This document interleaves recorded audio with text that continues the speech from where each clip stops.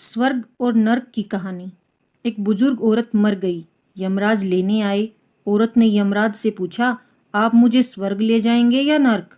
यमराज बोले, दोनों में से कहीं नहीं।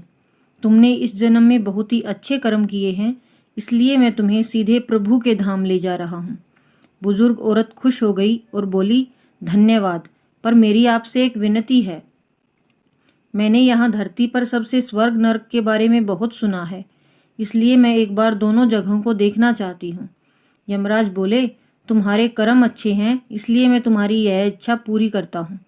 चलो हम स्वर्ग और नर्क के रास्ते से होते हुए प्रभु के धाम चलेंगे। दोनों चल पड़े।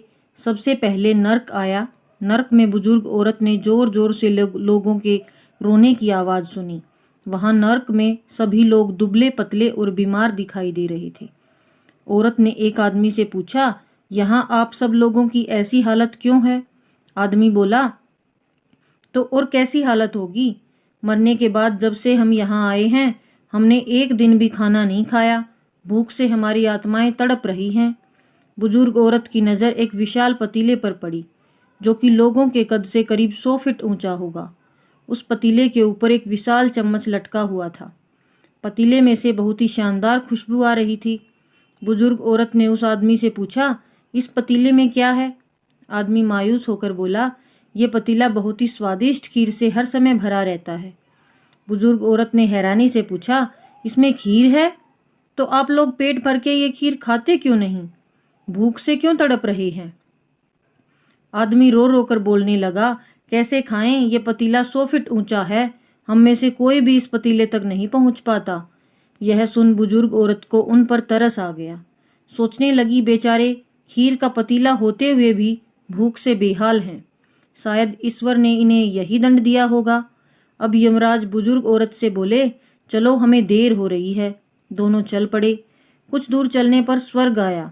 वहाँ पर बुजुर्ग औरत को सबके हंसने और खिलखिलाने की आवाज़ सुनाई दी। सब लोग बहुत खुश दिखाई दे रहे थे।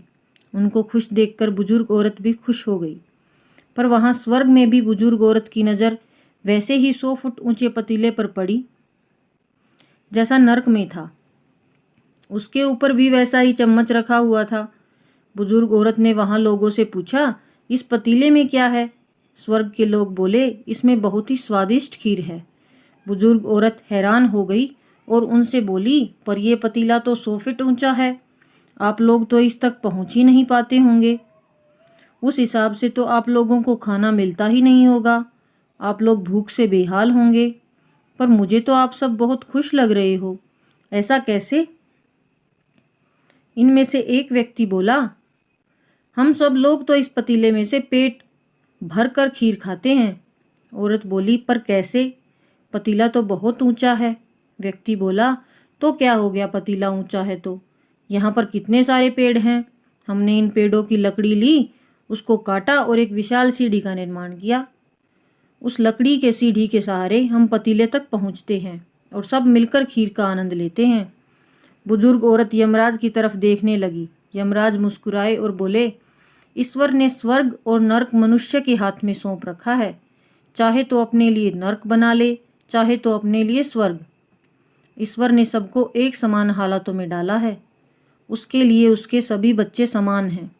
वह किसी से भेदभाव नहीं करता। वहाँ नर्क में भी पेड़ पौधे सब हैं, पर वह लोग खुद भी आलसी हैं। उन्हें खीर हाथ में ही चाहिए। वह कोई कर्म नहीं चाहते, कोई मेहनत नहीं करना चाहते, इसलिए भूख से बेहाल हैं। क्योंकि यही तो ईश्वर की बनाई इस दुनिया का नियम है।